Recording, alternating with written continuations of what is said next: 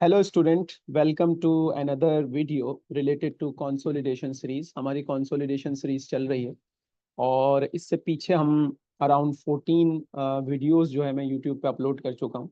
You can follow that.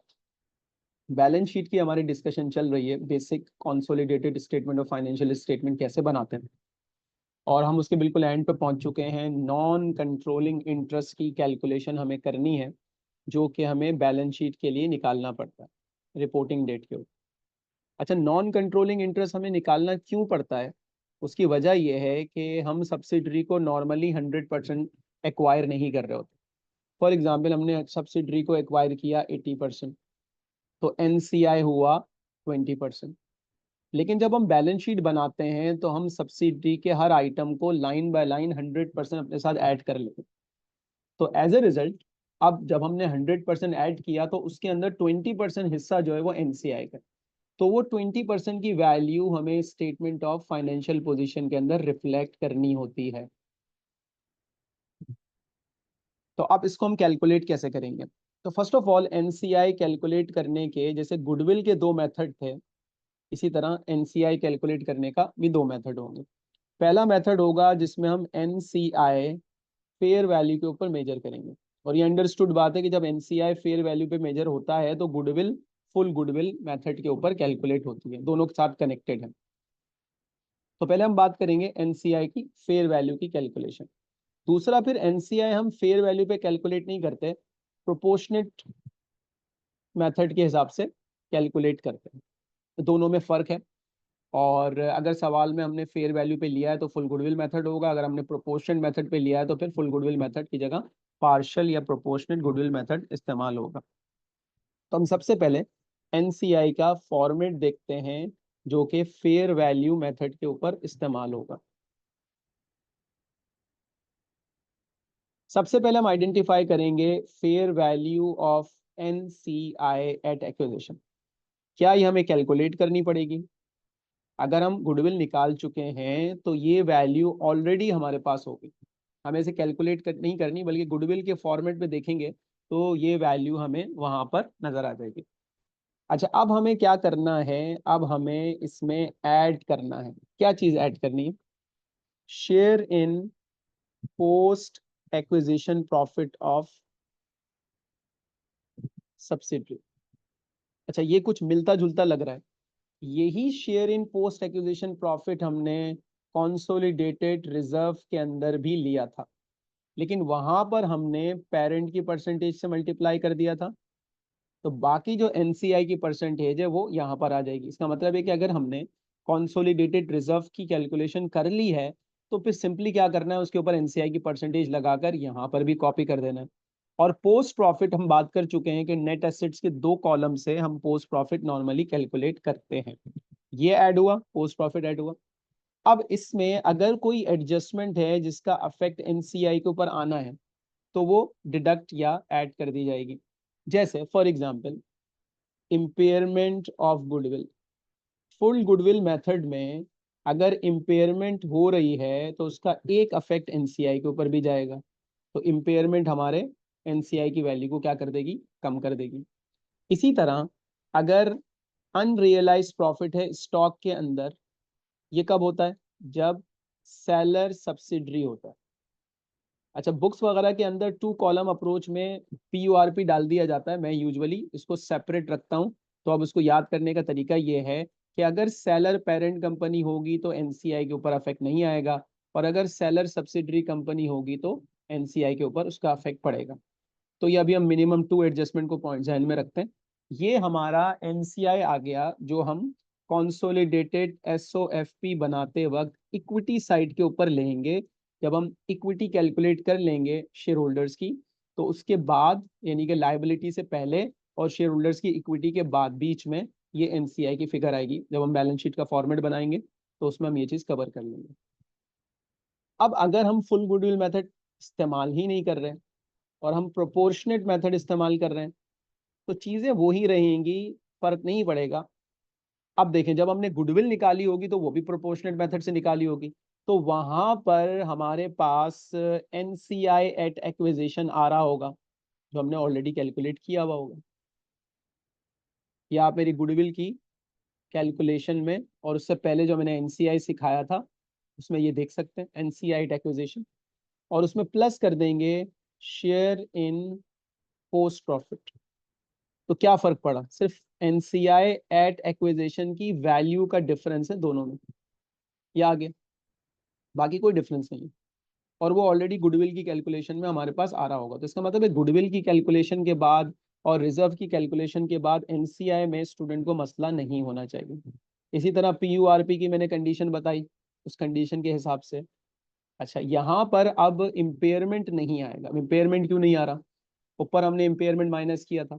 तो अब proportional method में जब हम गुडविल शो ही नहीं कर रहे एनसीआई की, तो उसकी इम्पेयरमेंट भी हम यहाँ से माइनस नहीं करेंगे। तो इन दोनों फॉर्मेट्स को अच्छी तरह से स्टूडेंट को कवर कर लेना चाहिए। अब हम चलते हैं एनसीआई की प्रैक्टिस की तरफ। अभी हम याद रहे बैलेंस शीट के ऊपर फोकस कर रहे हैं।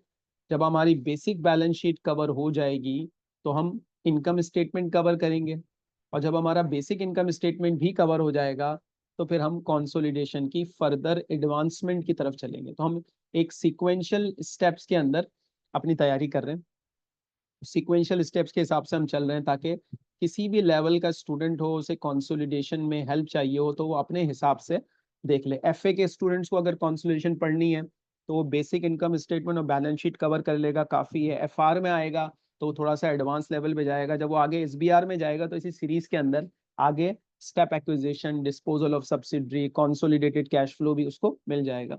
और ये हर लेवल ऑफ स्टूडेंट के लिए, चाहे वो एसीसी का स्टूडेंट हो, सिमा का स्टूडेंट हो, सीए का स्टूडेंट हो, आईसीडब्ल्यू का स्टूडेंट हो, पिफा का स्टूडेंट हो, दुनिया की किसी भी प्रोफेशनल अकाउंटिंग क्वालिफिकेशन का स्टूडेंट हो, ये उसके लिए इंतहाई इंपॉर्टेंट है। किसी भी लोकल कंट्री का चार्टर्ड अकाउंटेंसी की क्वालिफिकेशन ले रहा हो, जब भी वो फाइनेंशियल रिपोर्टिंग पढ़ेगा उसको कंसोलिडेशन की जरूरत पड़ेगी।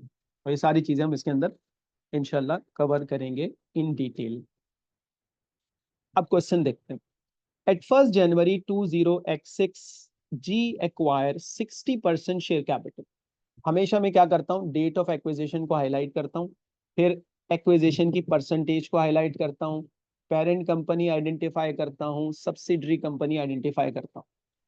कितने में एक्वायर किया है, इसने हमें कॉस्ट ऑफ इन्वेस्टमेंट खुद दे दी है। This is the cost of investment 35,000।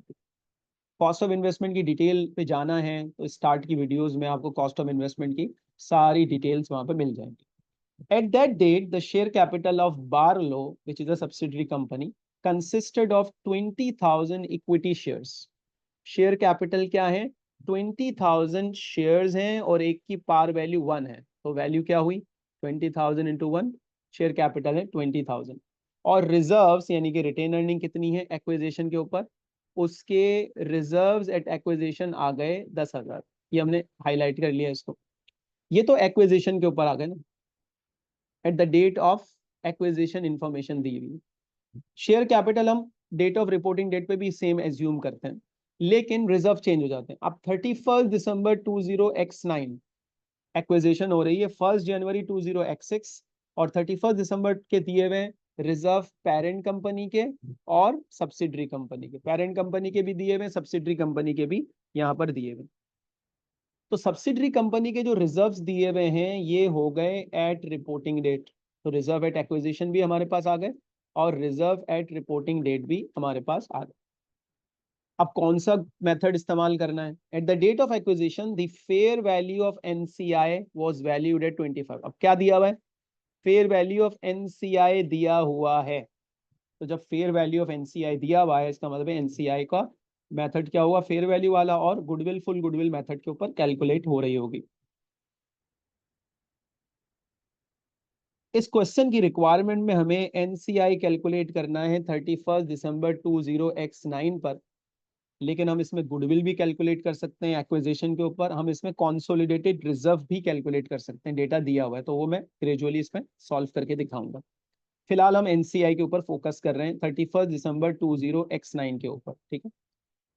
अच्छा, टू कॉलम अप्रोच की आदत बनाने के लिए मैं यहाँ पर टू कॉलम अप्रोच इस्तेमाल कर रहा हूँ। Net asset at acquisition which is 1st January 20x6, net asset at reporting date, which is 31st December 20x9. Subsidiary का शेयर कैपिटल हमें दिया हुआ है 1 जनवरी के ऊपर, हमने एज्यूम किया ये 31 दिसंबर पे चेंज नहीं हुआ, ये हम अजम्पशन लेते हैं नॉर्मली। रिजर्व एट एक्विजिशन ये चेंज होते हैं, 10,000 दिए हुए थे और रिपोर्टिंग डेट के ऊपर 15,000 दिए हुए थे, मैंने हाईलाइट कर ली।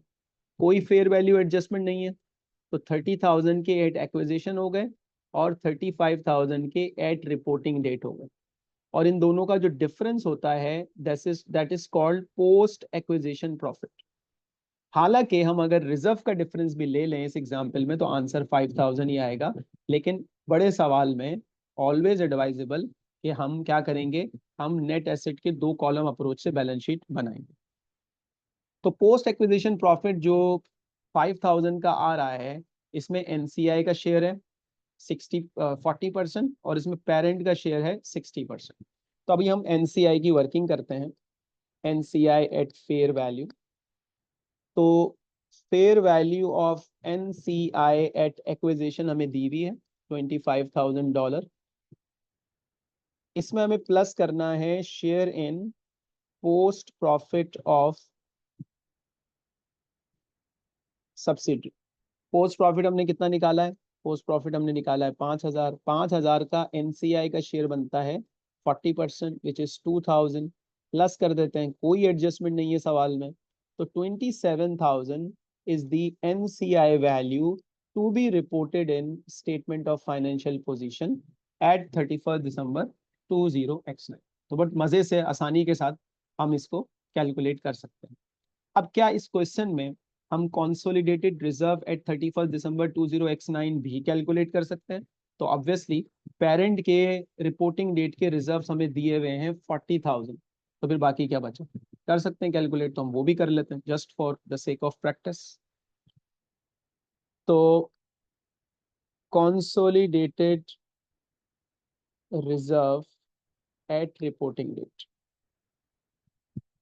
सो पेरेंट के रिजर्व एट रिपोर्टिंग डेट 40,000 और ऊपर जो हमने शेयर इन पोस्ट किया है प्रॉफिट 5,000 का, अब उसमें 60% आप पेरेंट को दे दो 3,000, तो 43,000 का, क्योंकि कोई एडजस्टमेंट नहीं है तो 43,000 का कॉन्सोलिडेटेड रिजर्व्स आ गए। अब कॉन्सोलिडेटेड रिजर्व पहले निकाल लेंगे तो एनसीआई में आसानी होगी, एनसीआई पहले निकाल लेंगे तो कॉन्सोलिडेटेड रिजर्व में हमारे लिए आसानी हो जाएगी। क्या इस सवाल में हम गुडविल कैलकुलेट कर सकते हैं फुल गुडविल मेथड के ऊपर? उसके लिए हमें कॉस्ट ऑफ इन्वेस्टमेंट चाहिए। कॉस्ट ऑफ इन्वेस्टमेंट सवाल के स्टार्ट में दी हुई थी, उसके लिए हमें इसमें प्लस करना है fair value of NCI at acquisition. क्या वो हमें गिवन है? यस, वो दिया हुआ है। फिर हमें माइनस करना है fair value of net asset of subsidiary at acquisition. क्या वो हमें दिया हुआ है? इसके लिए हमने 2 कॉलम अप्रोच में जो हमारा पहला कॉलम है उसको हम इस्तेमाल कर लेंगे। तो देखें जी, 1 जनवरी को उसने 35,000 की इन्वेस्टमेंट की है, तो कॉस्ट ऑफ इन्वेस्टमेंट आ गई 35,000 की, और फेयर वैल्यू ऑफ एनसीआई 25,000 है। तो गुडविल की कैलकुलेशन पे आ जाते हैं हम।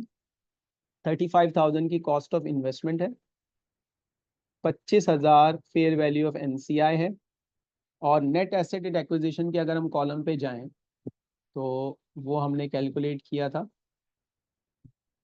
इसको देख लेते हैं। नेट एसेट एट 1 जनवरी 2016 ये आ रहे हैं हमारे पास 30,000 के, तो ये 30,000 हमने यहाँ से माइनस कर दिए।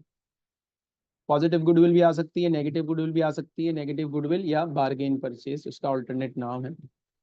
तो 35 प्लस 25 40 60, 30,000 की गुडविल एट एक्विजिशन। कौन सी गुडविल है ये पॉजिटिव गुडविल है। अगर कोई इम्पेयरमेंट नहीं है तो यही गुडविल एसओएफपी के अंदर रिपोर्ट हो जाएगी। अगर इम्पेयरमेंट होती तो इम्पेयरमेंट डिडक्ट करने के बाद जो गुडविल बच जाती वो एसओएफपी के अंदर रिकॉर्ड हो जाती, और इसको सेपरेट हेड बना के रिकॉर्ड किया जाएगा एज इंटेंजिबल एसेट, और इसके ऊपर इंटेंजिबल एसेट के रूल्स अप्लाई होंगे कि गुडविल अमोर्टाइज नहीं होती, गुडविल इम्पेयर्ड होती है, इम्पेयरमेंट उसमें से माइनस करते जाएंगे। अगर गुडविल जीरो हो जाती है तो फिर गुडविल दोबारा जनरेट नहीं हो सकती अनटिल अनलेस कि आप किसी और कंपनी को एक्वायर करें, और उसको एक्वायर करने के बाद आपके पास फर्दर गुडविल क्रिएट हो।